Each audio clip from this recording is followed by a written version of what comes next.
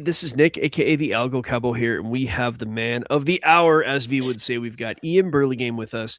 Always a pleasure to have you with us. Take a look at the description, everybody. We have a couple goodies in there for you. We have an algorithm that I built, our paid sponsor, Algo Factory. It's a link. Click on that. You see me build the algorithm. I show you how I do it, convert it to code using Grok. And once you've optimized it, I show you how traders actually will connect that algorithm to their brokers so they can trade while they're not at the computer. They might be playing golf or sleeping, or I don't even know what people do in the spare time. I don't care, but that's what it's for. Meantime, description, you will also see EM's information. I believe I put your X and your Substack in there, but if you have anywhere that you want people to find you, just go ahead and list it out and say it here now, because some people don't know how to look in the description. Yeah, so emburlingame.substack.com. You can look at me on LinkedIn from the old days. I don't touch it very much, but there's some old articles on there. And then emburlingame.com. Which people can reach out to me. They can message me through the website, or X is probably the best. Although, gosh, I've kind of got to get my time there under control so I can have a productive life, as you said earlier. And then the books are on Amazon. You just look for my name, EM Burlingame. And then we have a YouTube channel, youtube.com/@new nobility. We haven't put a lot of energy into that over the last year, but I think I'm getting ready to start doing some more stuff there. Nice. Yeah, there's I think 2026 is going to be a pivotal year. And so I think a lot's going to change. I know you're always talking about our civilization, U.S. civilization, having been born of the English civilization. We speak English here. We are, by definition, part of what you do call the English-speaking civilization. And then an interesting, there's an article, either you're writing it or you're done writing it. And it's a title of today's show, Civilization versus Economy. Did you actually finish that one? Just before we came on, yes. It's nice. Both on Substack and X. I'll see if I can find it on Substack. If you give me a link, I will put a link in the chat here so people can go straight to it. And I'm also going to throw, we are live. I'm going to throw the link up here for Discord so they know to come here. We didn't have the countdown today. I know it probably threw a few people off, but we are here. We're ready to go. And I'm going to go ahead and share that link once EM has a chance to send it to me. But I'd really love to hear your thoughts on this, EM. Does civilization trump economy, or economy trump civilization? Is it as simple and as black and white as all of that? Yeah, so give me 1 second. I'm not so bright as to be able to I got it. Multitask. I'll ask the question once more. I got the question, so give me a second to answer. So no problem. The economics is an emergent thing from the way in which we organize and coordinate ourselves with one another. It doesn't have any reality in itself. Our civilization does. Economics is an artificial system. It's a transactional system whereby, I think I found the post, Substack has made their thing terribly difficult. Give me 1 second. Okay, I sent both Substack and X. Right, so economics is a made-up artificial system, right? It's a thing that is supposed to be a servant to the ways in which we organize and sustain ourselves and one another in pursuit of our civilization, in pursuit of this, the great works as some of our ancestors, articulated. What's happened in the 1600s, roughly in the 1600s, for the English-speaking peoples, taking off at the end of the 1600s, is we transition from the English civilization being as the great shared work of all of us to economics. We went from investing individually and collectively imbued into the expressions of beauty that we know as the cathedrals and great buildings and the monuments and the works of literature, and we transition to economics, transactions, and the pursuit of personal comforts. So interesting. So yeah, obviously civilization would come before economy in a way, right? If economy has emerged from civilization. Well, if you want to think of it this way, what peoples have actually been able to establish very robust economies? Well, they were all civilizational peoples. And what peoples have never been able to coordinate or organize or develop a great economy? Well, these are people that have never had a civilization, who are not civilizational peoples. Because, well, one, if you do not have a civilization and your focus is on transactions and economics, that's a slaver system by definition. You have to have a civilizational people and a civilization that at the core of that civilization is countering the slavery that comes with, making economics and finance master. So would these be like, here, just I have a degree in economics, although most of what I learned about economics happened after the degree. That's academic. There are some useful things at university. There's a lot right now in the space of like people being very absolutist about a lot of things. Like, oh, university is a waste of time. You don't get anything. Well, no, that's not true at all. A lot of people throwing out the baby with the bathwater these days, and it's a little irksome to me. But I will say that like 90% or 80% of what I learned about economics happened after university, right? Functionally, in real life, in business, most of it in business, but a lot of it in the research like we do in these shows, right? That said, with no civilization, there's no economy. Without economy, you have a slaver civilization, which I don't. No. That's not what I said.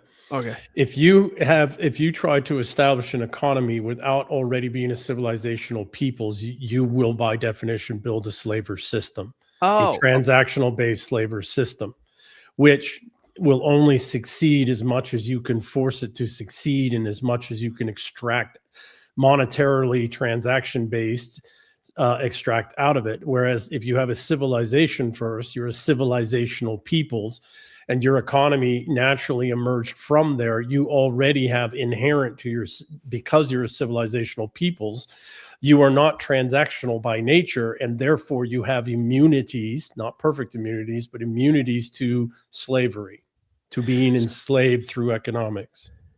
I'd be interesting to hear an example of an economy that was forced onto a non-civilization that resulted in like slavery. Rome. Okay. Rome wasn't a civilizational peoples. Rome didn't have a civilization. It took other people's civilization. It as it conquered peoples, it adopted parts of their civilization. This is very much like Christianity, by the way. Adopted and molded itself to that civilizational peoples so as to convince them to adopt Roman economics. Rome was an economic system, a forced slave-based economic system, transactional-based, force and transaction. The Greeks, on the other hand, had not focused on economics and had focused on a civilization, which is still with us, and actually for the Eastern Empire became the base, because this is something that Constantine and his two predecessors realized, was that Rome wasn't a civilization, and because of that, it was vulnerable, and primarily it was vulnerable to the fact that you're always taking, everything's transactional. Nobody's loyal to really loyal to a transactional system, to an exploitative, extractive, transactional system, except for your pathocracy-like people, narcissists, sociopaths, and psychopaths.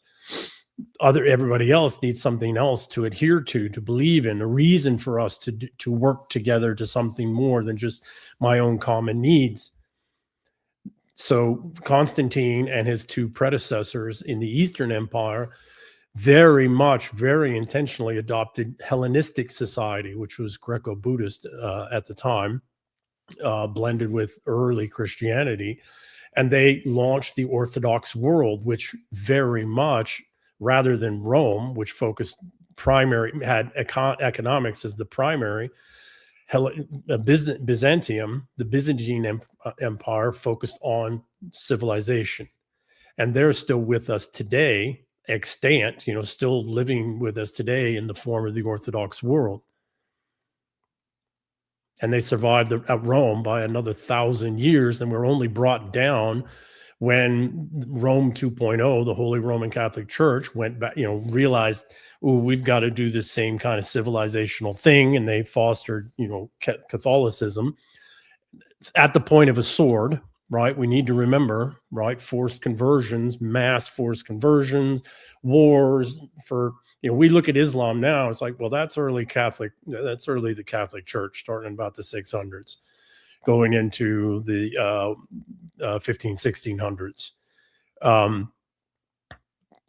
The only way in which the Byzantine civilizational system came down is crusades were mounted against them by the Catholic, the Catholic world. But they're still with us. The Byzantine Roman, that they consider themselves Roman, but the Byzantine Hellenistic civilizational Rome is still with us today in the form of Russia, in the form of the Orthodox world. It endured. And it endured communism, which we threw at it and we funded and supported. It's endured everything that was thrown at it. It endured the collapse of economy. And now it's restored, now the economy is restoring. Why? Because the civilization enabled these people, even when the utmost of war and slavery and sanctions and impoverishment, et cetera, was thrown at it, they were able to endure. They were able to organize themselves together and live communally without a functioning, healthy economy.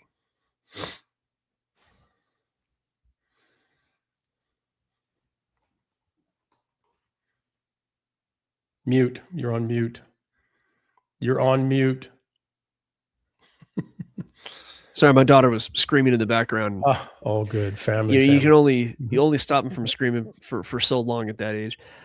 So you have the Byzantine Empire that is, as you say, still with us in the form of the Orthodox Church, right? Well, not just so much not the Orthodox Empire, Church, but the Byzantine civilization, I mean to say. The civilization's still with us in the form of not the Orthodox Church, that's an aspect, but of the Orthodox world. Okay. So now we had Rome 2.0. So Rome was Rome, and then it fell, and then it was essentially, and I know what you mean, and it seems right to me. I'm not a civilization expert. But Rome 2.0 through the Catholic Church. So the whoever was running Rome basically, adopted Catholicism and spread it at the point of the sword. So orthodoxy, whether we're talking about the church or the civilization, did that spread on its own without the sword then? Yes, it spread, and this is what happens. So civilization spread because they naturally resonate with the people as a way in which to organize their communal life. Also, their personal internal life, right? Because what is a civilization, right? Again, the Christians, which we've articulated before, I believe very fundamentally Christianity and Islam were both created by Rome, by Rome itself. Christianity did not create Western and English civilizations, which are two different distinct civilizations. The Christianity was laid down on top of the civilizations that were already there. Why? Because civilizations, and a culture is different than a civilization. A culture is a way in which a society or a group of people orient and organize themselves. But a civilization is a composite of many, many different cultures that find a way in these complex ways with people that normally be conflicting with one another, that they work together and, to some great shared purpose. Like right now, today on Earth, there's really only four extant civilizational peoples. the English civilizational peoples, the Russian civilizational peoples, which is the Orthodox world. So rather we shouldn't say Orthodox because people mix that with the church. It's the Byzantine, straight up Byzantine. And I won't go there about the Rurikid family in Russia, but people should look into the Rurikid family and their connection to, their being Varangians and the connection to Byzantine. So there's the Byzantine civilization, there's the English civilization, and there's the Persian and the Chinese civilizations. Now there's an argument could be made that the Japanese are also a civilizational peoples, because that's from Kamchatka all the way down to the Ryukyu Islands. That's a lot of different peoples, a lot of different cultures, and the Japanese have been able to make that work as they all consider themselves Japanese. Civilization being like, obviously one of the components would be speaking the same language, right? Yes. Now maybe with dialects and maybe with accents and all of that, right?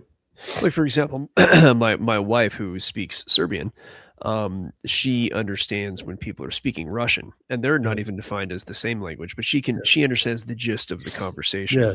Yes. Now, why the second largest language spoken in the world by population is Spanish?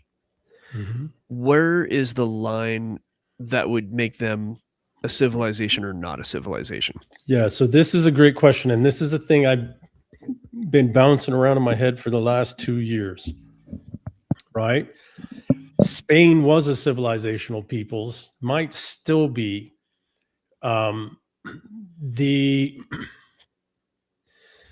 You have to have a strong, thriving core of a civilization. So you have to have a strong, thriving core peoples that are intentionally driving and continuing to adapt and evolve and sustain the civilization. And unfortunately, really with the Spanish Civil War, starting before that, with the Spanish-American War, that core of the Spanish Empire that was Spain was greatly diminished, and has been intentionally again and again and again been hit any time that it might try to, revive, Spanishness.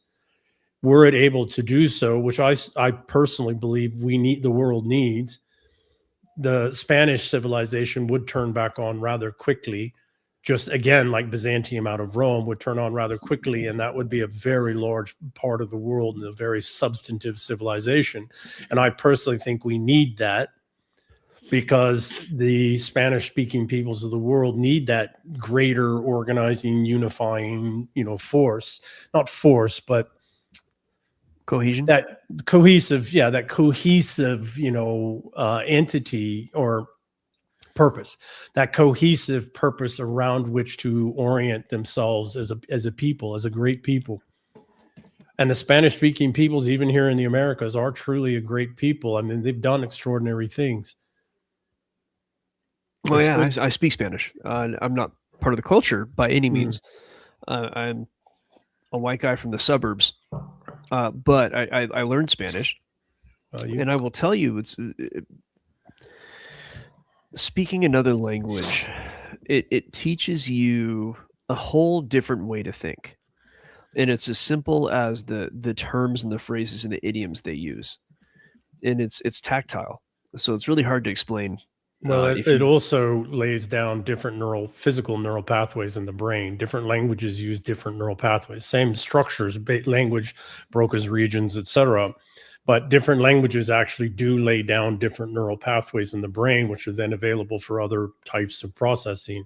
That's cool. It's fun. Intuitively, I know that because I've spoken 2 languages since I was like 6. Yeah, they put me. I did some. I was getting in a lot of trouble. You know the story. You and I've talked privately, and they tested me when I was like 5, and so I started, going to different classrooms. I was doing math with like the 3rd graders, and they put me in 2nd grade in an entirely bilingual class, and it was like 3 white kids and everybody else was Mexican, which is, where I really got the taste for the language. And I got really good at soccer for a second grader. But anyway, the point is that, yeah, I almost can feel that it switches. When I go to speak Spanish, it's a whole different lane. And it's different. I love it. Yeah, I love the language. different neural pathways. It'll share some pathways with English. We do have some Romance language sharing anyways. But this is one of the things why it is so dangerous admixing peoples from different civilizations in different parts of the world. They will never acclimatize to your culture or civilization because their brains are quite literally wired differently.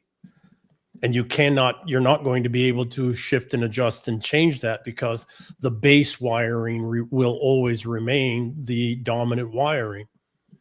So what does that say for people? Like, so my wife grew up and they didn't hear English until 5, 6 years old. So, and then she then spoke English primarily, and then she improved her Serbian to speak with her grandmother when she came over from the old country. So I wonder, for people who are bilingual from an early age, does it mean that they can fit in both, or they will never fit in both? It does. Okay, so bilingual from very early on is very helpful, and they have to find a way to dance between the two as a whole. But it does give them the greater potentiality to adapt into the civilization. However, it also really depends on where they grew up. It depends. The thing about the Serbians is they're still European continental peoples. We share the same history going back 2,000 years or more.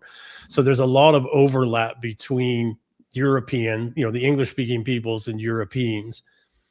Europeans from Western Europe, and then a gradient going down, as we go down towards Southeast Europe. So the 2,000 years of shared history, shared Christianity, shared, so there's a lot of commonalities between European peoples, even the Eastern European peoples, and us English-speaking peoples that does allow us for, a greater understanding of one another. But even down underneath, we're very different peoples. We're very different peoples. And you're also going to always get outliers in different populations where, for me, I spent half my life in and around Asia. I understood Japanese and Chinese and tried to understand the Vietnamese, and I married a Filipino. And, so my natural affinities were there. But as I've gotten older and then the brain injuries and recovered from the brain injuries, more and more I'm realizing I was putting a vast amount of energy and effort into trying to understand and connect with other people. With the severe brain injuries, as things were getting really bad, I kept pulling back. And as I rebuilt, et cetera, it's just so much easier with my own people. I don't have to put so much energy into translation of things. And even if the translations between Chinese, Japanese, Russian, English, and French within myself, all languages which I've spoken at one time or the other, and pieces of others. I'm sorry, I thought you were done there. We got to welcome V. V's been on here very patiently listening to us for a few minutes. Hey, what's up, guys? How are you? Hey, EM, Happy New Year, man. You as well. Yeah, you as well. I've just been dealing with a little emergency situation at the house, having pipes burst and whatnot. Yeah, I heard you pissed the Mario brothers off somehow. And they screwed me over, too. Luigi and Mario, and Tony Boombots and Joey Baseballs, and yeah, they're all Cowboys people. So the joys of living in New Jersey. In the Garden State. You know what they call it? I figured out why they call it the Garden State. It's all those bodies buried out in the backyards. It does a lot of great fertilization. There's a lot of bodies for sure. Yeah, V forgot to pay off Joe Pesci, and he showed up at his house. You dumb motherfucker, you! And he started drilling holes in his plumbing. And it was Tony Boombots. I forgot to pay off Tony Boombots. And Don Carlucci. We got something to talk about here. You don't want to piss off Don Carlucci. We haven't received our protection money, and so we're gonna have to come in and take care of a couple things. All right, so just sit back. We'll handle it. We'll let you back in the house in about 30 minutes. All right. Next thing you know, my Copland types are leaking makes all over me the place. makes me think of Copland. That's a good movie. It That is is a a good good movie, movie. actually. Yeah. Yeah, You know what was great? Pride and Glory. Have you guys seen that? I haven't I don't seen think I've it. seen No. Oh my god, with Colin Farrell. Oh my god, Pride and Glory, phenomenal. Like if you're into like crime cop things, phenomenal. Yeah. So we were kind of very interesting conversation. We started leaning heavily into the civilization side of the conversation, but the question really is the title of the show: civilization versus economy, which is the natural order. So V, do you have any questions for EM or any comments on all that? No, I have no comments as of yet. No, I think yeah. Because I've just been asking all kinds of questions, but I really haven't let you like say your thing, EM. So maybe that's Well, true. we're getting to we fell for a lie roughly 400 years ago, and we've been enslaved, totally and absolutely enslaved in ways no tyrant, king, or monarch has ever been able to achieve, orders of magnitude more. And that is that we allowed ourselves to believe that the way in which we should organize ourselves as a people is around economics instead of around our civilization. That makes sense. And it turns out our civilization was the only, and the status hierarchies within our civilization, not within an economic system, was the only actual immune system, specifically for us English speaking peoples. It was the only immunity we had to being enslaved, and mostly to self-enslavement through deception and self-deception, etc. Right? We went from a relational system, a relational system of organization, to a transactional system of organization. Transactional system, relational systems are additive. Transactional systems are subtractive by their very nature.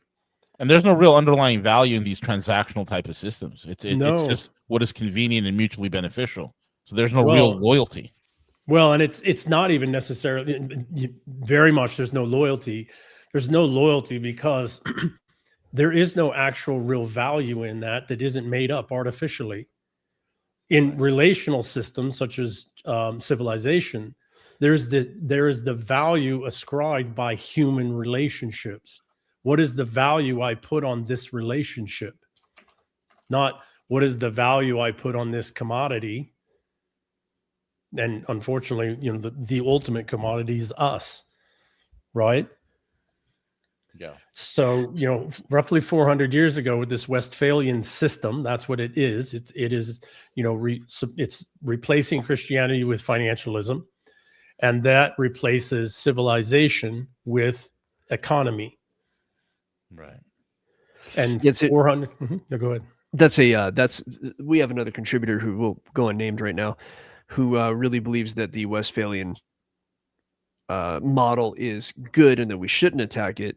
And it's interesting to see somebody attack what a lot of people consider to be a major change for the better of our civilization. But the argument did away with civilization and replaced it with economics. Right. So the argument is that's the argument like on paper, right? But what I would do and when I was in like debate class and other types of classes that I was in, I did mock trial for a while. What you're trained to do is to argue both sides of the point.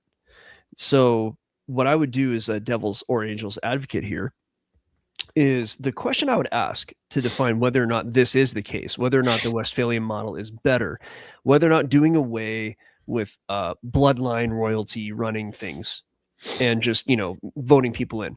I would ask, is the situation now better? And it's a hard thing to define from a technological standpoint because we didn't have computers and tech back when we still had kings running the game, right? So the question would be, if all things were equal, or we could take the aspects of current society that we can compare to the older society that was run by royals, how would we make a thesis to say which is better or worse? What things would we compare? So Michael, Curtis Yarvin does this ad nauseum. People can go look at his work. What I want to do is I want to be very careful in the articulation of the two different systems, right?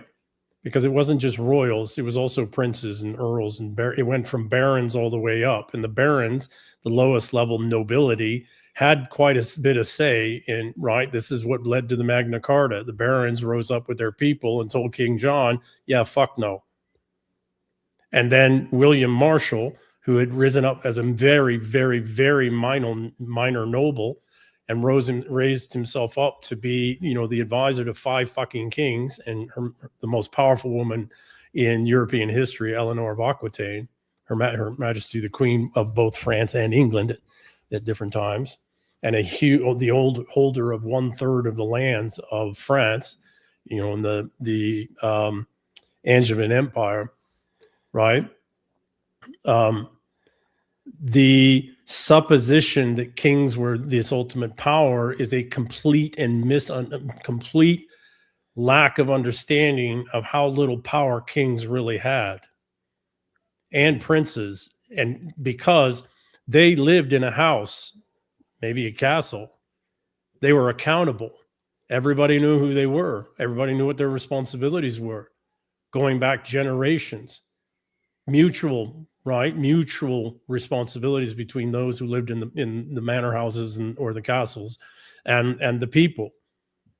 And there was the recourse by the people with pitchforks and torches to go tear the son of a bitch out of his bed at night, which happened. And that accountability was the check and counter on balance of power. At the same time, the king had to, the king or the monarch or the duke had to be very careful because they had other nobles beneath them. Excuse me 1 second, guys. I apologize. Yeah. They had other nobles beneath them with their own men at arms that would go march on the king and hold the king accountable. And that has happened, and specifically in the English civilization. Our civilization exists at all. We have all the rights and freedoms and privileges that we have today at all because of a king and his son and his grandson, Alfred the Great, Athelstan. Edward and Athelstan, right? And then that was fought out by barons and dukes and earls and kings, right? And, again, all the way up to today, it isn't the common person today. Everything that people talk about and moan about has happened in the time of no princes and no kings, right? So all of the things that people are talking about how bad it is and how all this and this and this and how overwhelming, none of that had fuck all to do with kings or princes over hundreds of years, 250 years in the United States. And oh, by the way, the only way any of it's getting a chance to get turned around is some of the oligarch princes said no more. And they spent the last 60 years preparing to go to war with this slaver system. And they've been assassinated. They killed 2 Kennedys who tried it. They killed Patton, who was Eisenhower's, best friend and the guy that would have led this fight for Eisenhower. Right? And so these folks, so the point being is this: we need to be careful when we are making the distinction about what nobility out of which monarchy emerges, right? Because a king does not elevate themselves. A king is elevated by the nobility and sustained by the nobility and their people. And if the king turns out to be a tyrant, don't think for a second the nobility doesn't actually have way more power than any king has ever had. Ever. That's why we got you here. I can say stupid things like the Royals and you can define it. So, and it's also, it's helpful. It's a good thing because the way that I see the subject as somebody who's, I don't want to say uneducated, but I'm not educated in that subject. So yes. Well, but subject, you were more importantly, give me a second. We need to not doubt for a second that the down with princes wasn't a psyop going all the way back to the 600s and 700s. It was a psyop put out by the Venetian bankers, then the Dutch bankers, and then the City of London bankers. Why? Because the relationship between the princes of various, nobility and their people was the only counter to this total and absolute economic financial enslavement. It was the only counter, because if and when the financialists tried this in different principalities and kingdoms, the prince and their people would kill them. There's another common straw man that we see in this conversation, and you and I have talked about it. We've even talked about it on shows, but you're always going to hear somebody say, oh, well, the royalty caused the Dark Ages and we got out of the Dark Ages with Westphalia. But the history books actually don't show that. The way Correct. what I've read about such things is, first of all, you have to understand things move way more slowly, back then than they do now. So we had the Renaissance. Of course, there was the Reformation and a few other things, but those things took like hundreds of years to actually take place. And the commercialism that, the economy that allowed that to happen took like decades, if not centuries, to take root and have those effects. So can you do us a favor and sort of there was no such thing as the confirm Dark or Ages. define the straw man? Yeah, there was no such thing as the Dark Ages. The Dark Ages is a psyop later to ascribe to the age of kings and princes who were breaking free of Rome and reorganizing and restructuring and setting themselves up in ways such that Rome could never reconquer them. All of the so many scientific and medical and other breakthroughs, societal breakthroughs, came during what later would be called the Dark Ages. What years would that encompass? More or less. Roughly the 600s into the 1400s, 1400s, depending on where you are in, the continent of Europe and the United Kingdom, what would become the United Kingdom, etc. Immense things were happening, vast things were happening. But that's, in the time of mercantilism, this economy is primary, economy is master, who's been paying for the writing of the history books? Who's paid for education systems? Who's ensured that this economy is prime as master, civilization is unnecessary, frivolous, useless expenditure? Who's been paying for all of that education for centuries, and who started that psyop? Again, starting with the Venetians, who are Praetorians, Roman Praetorians, going all the way back to the 600s and 700s. It was Second Rome. The Praetorians trying to restore the Western Empire and then reclaim the Roman Empire and then expand it in the form of the Holy Roman Catholic Church, who've been paying for and preaching from the pulpit for over 1,000 years down with princes. Why? Because that was the only thing standing in their way. And if you want an example of this, look at what's happening in the United States right now. The reason we are not totally and absolutely enslaved under Kamala Harris and all this the others, and she's just an idiot puppet, is because some billionaires stepped forward and said no, and put their life and their fortunes and their actual lives, right? They tried to kill Trump on live TV. Don't think for a second they're not trying to kill him now, and others, right? Look at Elon's security team. Look at Peter's security team. Look at these things they have to do to just keep alive. Look at the lawfare that's been thrown at them. Look at the lawfare that's been thrown at people you might think are on the other side, like the co-founder of Google and others who had the temerity to speak out against this. It's billionaires whose lives are quite literally, and their families' lives are quite literally on the line, who are stepping forward and saying no and are fighting all out. Those are princes. And they're the only ones with the sufficiency and the knowledge and the understanding of these complex systems, and the lawyers and the accountants and the security teams and everything else, and the relationships to be able to fight this level of fight, this psyop that's been going on for centuries. So whether we want to admit it or not, we are actually having princes fight on our behalf, a fight we can't fight. I mean, now we can fight by doing our part at the local level, by, returning to a civilizational mindset and framework and as a purpose of a people. right? Stop selling our souls to economics and stop believing, that economics is something real or something magical or something, something God given that we're supposed to orient ourselves around. I take a look at, you mentioned the Japanese earlier, right? They are known as being a bit xenophobic. They don't want other peoples in their area. Like, I technically been to Japan, but I know people who've lived there, Americans. And I remember like being a little bit surprised to hear that there are bars where you don't go in if you're not Japanese. And it doesn't matter if you're Asian, white, it doesn't matter. If you're not Japanese, that's it. And they got a very large man with many tattoos standing right in front with their arms crossed, like, Yeah. you know. Um, China also is pretty careful with who they will let in.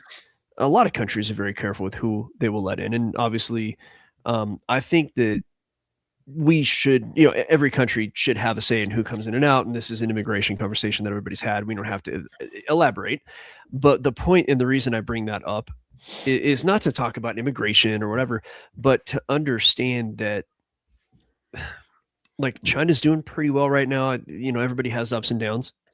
But you know what? Like when something needs to happen over there, everybody thinks the same way. So shit gets done. It's just like in Iceland.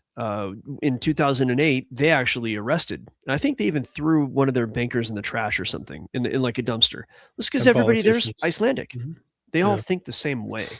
And I don't know that I go so far as to call them a civilization, but they certainly are, an area where everybody thinks the same. We have this concept of the U.S. being the melting pot. Now, I bring all of this up because England was very much that way. You had the Danes, the Normans. You kind of had everybody, pour in, but eventually there seemed to stabilize a culture there 1,000 years ago, if not before. Mhm. It's a little different now because the people that all went in there sort of had similar roots. They were all more or less from the same area for the most part. Now we have like the US, where people are coming from every corner of the earth with very different languages and ideas. It just seems that, do you think we can overcome this like without pulling some crazy stuff and, kicking out 50 million people? Like, do you think it's even possible to 100. overcome this without that? It is not. 100 So million people, 100 million, not 50, need to go. And it's going to take us 25 to 30 years to do it. But we have to do it. Trump isn't doing it. He's Obama. Let's be careful. Let's be careful. Okay. He is fighting. He and his administration and the powers that put them there are fighting every war everywhere in the world on every front and every scale. There are orders when you are fighting a war, because that's what's happening. We are all watching a prince versus prince war, and it's waging all over the European and English speaking world and spilling over into other parts of the world where they're, some of the princes and their people are trying to launch World War III while they're trying to mount a coup here in every way that they possibly can, from city to state to federal level. We are at war, and we need to start thinking like that. You cannot take one aspect of the war and pour all resources into that at one time. The enemy has a say as well. The enemy's pushing back in every way that they can. They're reacting as well. And they have alternate contingency and emergency plans as well for everything that we do. They're war gaming it out. We are at war, and we are doing everything we can on every front that we can to win the war, not just one battle in the war. So, but I get the feeling that we don't have like a real clear picture as to what those pieces are on the board.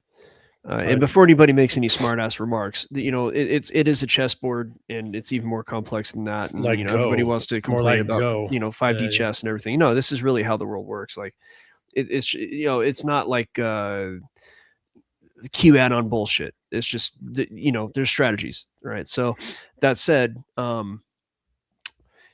it just seems like the tasks that need to happen for things to get kind of fixed from a standpoint of depending on someone else to save you, it just seems insurmountable. It seems like the amount of things we have to do in a very short amount of time are just not going to get done by elected officials. And I don't know, I grew up in a diverse area. I don't, I enjoyed to a degree the diversity, but at the same time, I don't care what like a skin color is per se. I do care whether or not you're culturally American. I wrote about this, right? The return to tribalism. It's been forced upon us, and we individually need to police our own tribes, and then we need to form tribal alliances amongst, some people call them heritage, but I expand the concept of original stock Americans. And that is, there people can find the article on Substack and X, but the unifying force that the unifying, cohesive force, to use the word you used earlier, that allows us to be able to both police our own tribe and then form alliances with other tribes that are policing themselves is our civilization. There is no other thing. Government is not it. Government is a parasite. Government is a natural, and this, every great thinker that has ever been has said this in no uncertain terms, right? So to your point, each tribe has to police itself now. We are back to tribes. That was forced upon us. There is no other choice or option. I cannot know how to assess a old stock English black man. I cannot know. I do not, because I'm not black. I do not grow up in those cultures. I did not grow up in those societies. I do not know. I cannot police the black community, in terms of, who's a good Englishman or not. Right. And Americans are the great, like Byzantium, are the greatest extension. The Byzantines were the greatest expression of Rome. We Americans are the greatest expression of England and, the English civilization. All of us, right? Any of us that are, espoused to be Americans are really English. That's what we're espousing to be. Now, of course, adapted to America and, updated and modernized and improved. And we're going to have to do that again. But as long as we continue to believe that economics and GDP is this thing that we're supposed to all be chasing, right? GDP being the measure of our economic success. Well, it's totally made up bullshit number anyways. They change it constantly to make it look like it's always growing or going up. By what? Completely abusing basic accounting, taking liabilities and moving from the liability side to the asset side of the ledger and calling them assets. That's complete and utter nonsense. So we are chasing a God, a metric that we've elevated to the status of God, which is GDP, personal, state, federal level, national level GDP. It's all made up. It's all bullshit, and it's artificial, and it's absolutely the worst thing for a people to be chasing anyways. Well, I think without tax money going towards GDP, it would be like 0 or less.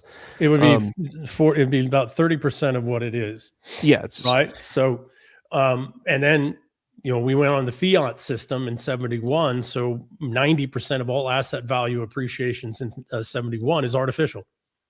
It's fake, but it gets measured as GDP. And then all this stuff. So point is that we have to go back to being a civilizational peoples. We don't have time, to your point. We've got all these things we have to do in the span of our lifetimes, not just in the next couple of years. This is going to take the rest of our lives to clean all this up.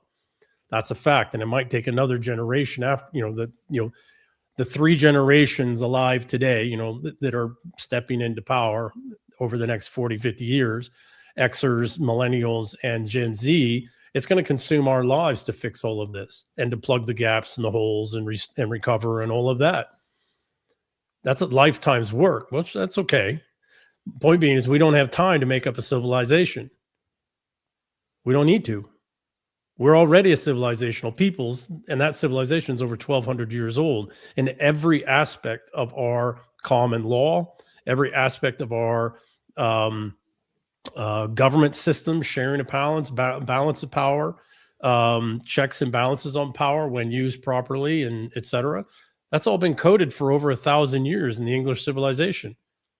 It's ludicrously rich and sophisticated, and we've got precedent for this and this and this. We don't need to sit down and figure out all this complex, sophisticated shit. Let's just go back and go, okay, well, this is what they did back in 1362, and this is what they did at 1701 with the Acts of Union, and this is what they did in, you know what I mean?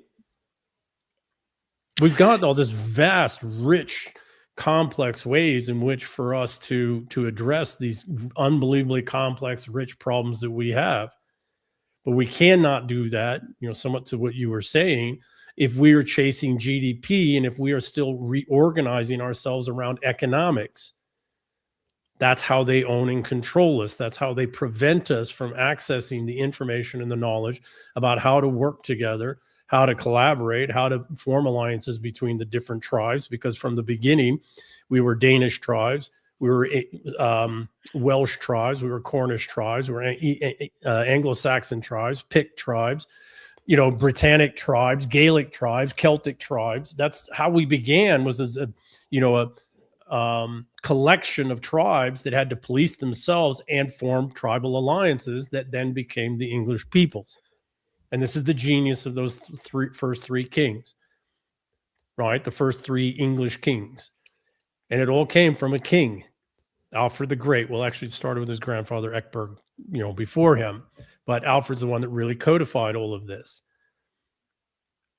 So if you took a collection of tribes and you created a civilization, you look at Russia and China, and there are multiple ethnicities there as well. Yeah. Although Chinese ethnicity is kind of like one of those things where most of them are Han Chinese, and then you have some other groups mixed in there. But most of them say they're Han. They're not actually. There's 1,400 different ethnic groups, and they are quite diverse. But because of communism,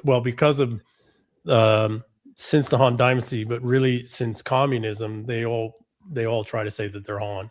But when you do genetic testing of them, you find out that that's not true. Well, this is further to my point then. So, that makes my point stronger in that we are in this country a collection of tribes. You go to you go to England, or the United Kingdom as it's called. That is a collection of tribes. Everything started as a collection of tribes. So tribal alliances. Yep.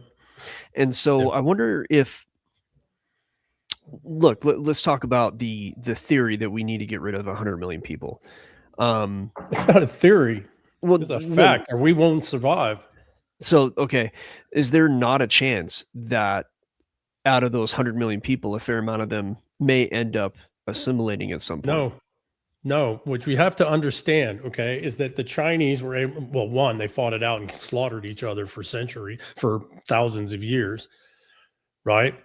But no, what people need to understand is that the Russian civilization at its core is Kievan Rus. They're Scandinavian Slavs that co-evolved over thousands and thousands of years next to each other and with one another, moving through one another, and then fought out ruthlessly for many centuries, fought out in blood ruthlessly the combination that they have now over 1,000 years. So you're absolutely right. Yes, we could come to some accord. It will take us 1,000 years of bloodshed, maybe 500 years. Or things happen faster than they used to, or not like this. It doesn't. No, it doesn't, because we've still got the ant jars that were created by the Romans in Eastern Europe, and they're still fighting over 2,000 years later. Yeah. They tried to do something with they tried to unite the Croatians, Bulgarians, and then one other group to try to go after the Serbs again. Yeah, well, this is the point. That ant jar, right, as Alex Craner says, right, that ant jar was created by the Romans, who forcibly moved peoples from one part of the empire to the other, specifically so that those people in the Eastern Empire, which was the wealthiest part, and on the northern part of the empire, which beyond was the greatest threats to the empire, so that there was constant conflict there. They forcibly moved those peoples, forcibly created borders that weren't real. and governorships, etc. 2,000 years later, those people are still fighting that. So you're absolutely right. We can come to some kind of balance here. If we don't get rid of 100 million people, it means 500 years or 2,000 years of nonstop conflict. And that is exactly what the people want who did this, because then they're in control. Yeah, and I don't mean to diminish. When I say theory, like my mindset is very different to a lot of people. Everything for me is probabilities. I don't hold things true. You know, I'm a different kind of a thinker than most people. So it isn't an attack on what you're saying. Everything to me is a theory until it manifests, right? Yeah. So don't take that term the wrong way. And at the end of the show here, I always try to be constructive because I think a lot of people spend too much time complaining and not giving solutions. Not you at all. You're the opposite. You are a solution person, and Rogue ESW has been solutions from the start. Where would you go? What closing comments would you have in the vein of solutions, in the vein of talking about a very a very large task that many would consider insurmountable? You know, what would you give as kind of final thoughts as far as how it might not be insurmountable? Okay. I would read the book, This Our English Civilization, I wrote. So you understand who we are as a civilizational peoples and where that comes from and where it plays out today and why it's so important. So this Our English Civilization, so you can understand who we are as a civilizational peoples and why that frickin' matters. That's the first step. Second step, I wrote another book called A Modern Knight's Guidebook, and that's how you need to train and develop and orient yourself in 7 elements of power kind of thinking, so that you can, one of the biggest problems that people have that makes these things seem like they're insurmountable is they're not properly educated and trained in complexity thinking. And that doesn't mean you need to go to some big fancy school and all of that. It means you need to adopt, you need to fall in love or fall back in love with your civilization, because civilization is immensely complex by nature. And by falling in love with your civilization and chasing it down, you just naturally pick up complexity thinking. And then you read A Modern Knight's Guidebook and understand that there are 7 elements of power, always, in all things, playing out at every scale, always. And you need to understand at least all 7 elements of power, and at least the basic interfaces between them. And you can. Anybody can. So I would do those 2 things, and then, which helps, one, gives you the thing to fall in love with, and because that's one of the main things. We're all apathetic. We're all sitting here, with this lack of this fire in our belly. Why? Because the thing that gives us that fire in our belly, that thing that gives us the love that's necessary for us to stand and do the hard things, is only our civilization. It'll never be an economy. It'll never be a transaction-based system. So that's one. And then learn the complexity through embracing the civilization in our histories and the complex ways in which our ancestors dealt with everything we're dealing with. Our ancestors have had to deal with it.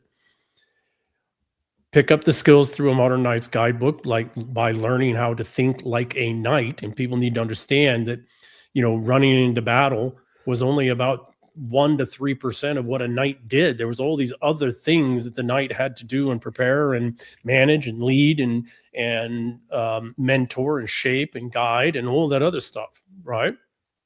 Start thinking like a knight.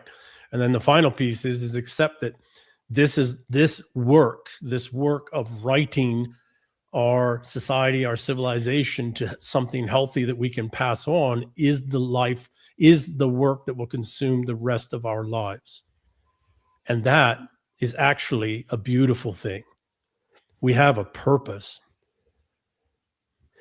Well, as you said at the beginning of the show, we know how to find you, and that's how we can also find those works, right? This Our English Civilization, Modern Knight's Guidebook. I have them both. I have signed copies. Thank you for that.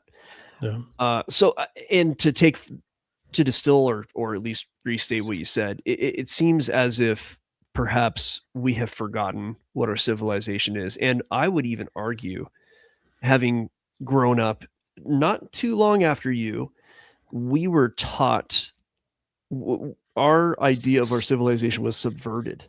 Yes. And we were given reasons to hate our civilization. Yes. And Yes. while I don't think, look, so many things now have been changed, subverted, twisted. Like when I hear diversity is our strength, I want to tell you to go jump in a lake, because the people who say that now don't mean what I would mean if I said that diversity is strength. I think there can be some strength found in diversity, but not what these people mean today, right? Yes, So but it's diversity all of wordplay, thought. right?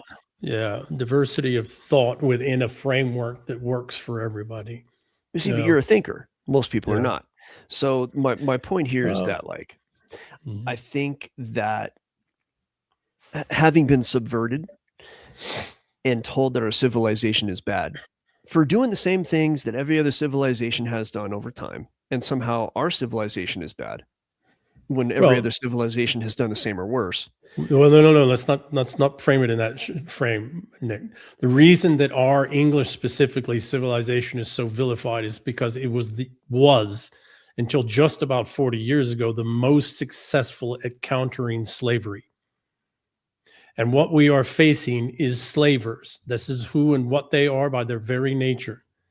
And our English civilization, uniquely, from its very inception and set in motion by a king who did not want the English peoples enslaved, not even to a king, not even to his descendants. Our civilization for more than 1,000 years not only was extraordinarily good at countering slavery from the inside and from the outside, but also spent 2 centuries ending slavery around the world. 2 centuries. So the economic, those who put economics primary are slavers. Do you think they're not going to invest vast amounts to try and destroy us, and make us not know who and what we are, and the extraordinary nature of our anti-slaver system? Well, yeah, I think a lot of civilizations. I think we were among the first to get rid of slavery, like you're saying. Yes. So that's one thing that is also overlooked. I think we have to question history, and I think, like you said, your books that you mentioned, from what I've read of them, it would be good to reacquaint ourselves with what our civilization actually is, rather than the dross that we've been fed at the school Yeah. system. Because if you are basing what you believe on our school system, well, good luck to you. Which is owned by the slavers. The education system's been owned by the slavers for at least 200 years. The information space, the printing companies and all of that, have been owned for centuries. Yep. Centuries. Yeah, and Right? the interesting comment from Swarmfinder said, "Is being a slave worse than a feudal peasant?" Okay, great question. Absolutely great Yeah, question. I wanted to take the time for this because I knew you like. Okay, this is an absolutely great question. Who told us what the lifestyle of a feudal peasant was? The very same people who are trying to deny us our civilization. If you go back and look at the actual histories of the time, feudal peasant life wasn't so bad. In fact, it was a lot freer and a lot better, and with a lot more mobility than we have today. Feudal peasants paid maybe at maximum, even under a tyrannical system at a time of war, which is when most of these folks were tyrannical, right? The feudal lords at most paid 30% of their largesse, maybe 30%. And in times of not war, in times it could be 1% to 2%.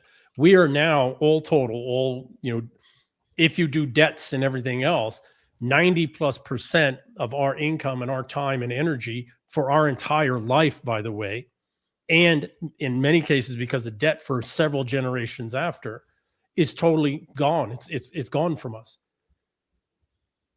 Depending on which state you live in the United States, 78% just goes to tax without even debt, without even not taking on debt. No feudal system, no serf, no peasant ever had anything even remotely as onerous as what we live today. Who's told us, right? Again, back to the comment earlier. It's a great question, by the way. Much respect for it, okay? Who's the one that told us that one of the periods of the most extraordinary advances, the most social, societal advances, and even some of the greatest works of art, literature, the cathedral building, right? The great, beautiful works of art. Who told us that that was the Dark Ages? The very structures that we travel to Europe, you know, to go and see these beautiful, beautiful things, were all built in the quote unquote Dark Ages. The great liturgies, the great, you know, all this stuff. So who told us that? Well, the very same people that was telling us that, you know, down with princes, and, you know, we lived in these horrible hovels and this terrible dirt-filled lives as peasants. None of it's true.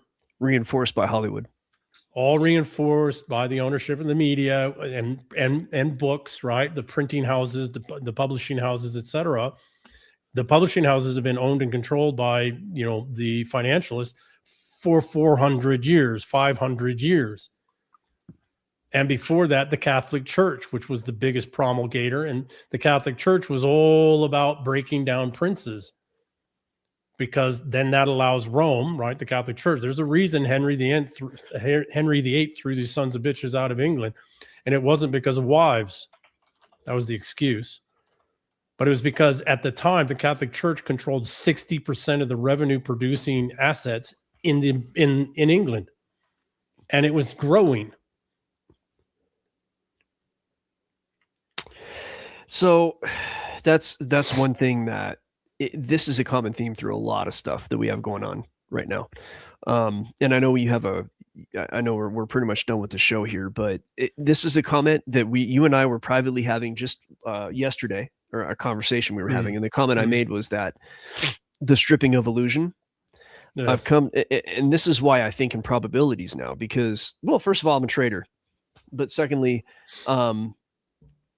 either the field was planted or it's not, as Velas says, and he's repeating what a lot of people in the Midwest say. Yeah. And so is it's Schrodinger's field. Like, when I'm always on the search for truth, and I have a hard time believing a lot of things if I cannot see, touch, taste, or feel them. And therefore, I'm left to have conversations like this. I'm left to make sure that I give the other side of the conversation a fair shake as well, because, you know, this is how I roll. I need to hear both sides. I need to compare, contrast, draw out facts, conclusions, and you know, I'm a critical thinker. You're probably a better critical thinker than I am. It's you're the way you think is remarkable. I don't mean to just kiss ass here. It's I say it. A lot of people say it. So one thing though, I think that people need to do, especially right now, I'm seeing a lot of tempers flaring. I'm seeing a lot of people fighting online, even amongst our own community. We need to distill fact from emotion, which is almost impossible, but we need to do our best to kind of take a look at what's going on, try to say, okay, what do we actually know, or at least to what can we assign a substantial probability, whether or not we like it, whether or not we like the idea of this, whether or not we think these people are bad or those people are bad, you know, and until we can really do that, until we can put aside, or at least be willing to consider something that we might not want to consider, but at least consider it based on its merits or based on what we can, until we can think critically, we're done. And that doesn't, I don't care if you're a conservative, a liberal, I don't care what side of the thing you're on. If you can't think critically and develop a thesis and then be willing to consider all sides of the issue and do it dispassionately, then you're done. Now, by the time it comes to act, that's another story. I think passion belongs in action, but not necessarily in consideration. And I know I'm kind of going off on a rant here, but and I will leave it there. No, I mean, it's good things, but I want to provide a caution, okay, to qualify what you just articulated, all of which what you articulate is true, but only with a certain qualification. The only things that we at all should put any energy into are those things which we can have some influence over directly ourselves through our own direct personal actions. That's beautiful. Everything beyond that is something we can't impact at all. And therefore, we need to not be expending neurocognitive, neuroemotive energies on it at all. No, that deserves applause. I'm big on that. And that's like the serenity prayer for those of you who've been through 12 steppers. If you can't control it and you spend a lot of time crying about it. Well, this is what the financialists do. They flood this information space. They flood us with all kinds of information about all kinds of things that we have fuck all capacity to do anything about. And they do it on purpose so that we're not actually taking the amazing energy and capabilities that we have to deal with things at the local level where we live. They want us distracted by all these other things, these bigger, greater things, and they present them in these emotional, cognitive bias triggering ways. But if it's not in your local community, and even in your local community, if it's beyond something that you have the capacity now or through hard effort to impact, it's not something you need to put a moment's time or energy into. Oh, but are you telling me the 5 hours that I watched yesterday about how the local lodge runs the world? Was that wasted time, or the Freemasons? It's all the Freemasons. The Illuminati, the 12 families. Meanwhile, Jews, you name it. Meanwhile, your city council out there where you live is screwing you right now by changing some ordinance to something. Well, that's something you could have an impact about by being aware of it, being conscious of it, understanding the influence, the people who are influencing the community to do this and why, and then talking to friends and others and speaking up about it in public and making sure that the damn thing doesn't happen the best that you can. Yeah, right? Church Valley water rights. There you go. Yep. Right. So, very much what you said, but what's happened, what human beings are way more intelligent and way more capable than they are allowed themselves to realize. And how does that happen?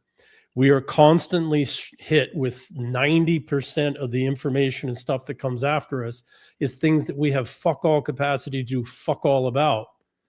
That's done on purpose so that we don't, so that we expend all this extraordinary human capacity chasing down things that we can't do anything about. Meanwhile, we now don't have the energy, the cognitive capacities, the emotional balance, the energy, right, to deal with things that are happening right around us that we could impact, that really do have a direct and immediate impact on our lives and the lives of our families.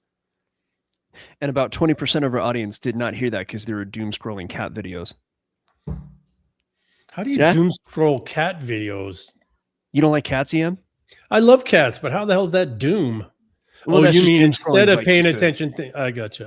Yeah, it's just like I'm making a joke about distraction, and so if you want to, you want to distract yourself. Hey, you know what? I will say this: maybe it's all the Jews. I don't know. I don't think so, but maybe it is. Even if it is, what are you going to do about it? Are you going to do anything about it? I think you're going to have far more effect in talking to your city council members, and that may be the case. You know what I mean? Who's your sheriff? Who's the district attorney? Who's the prosecutor? What's their background? So here's the thing. Get to know your local immediate community and be involved there. So back to something exactly, Nick, that you said earlier. None of this is insurmountable if we do that. Because all power is local power.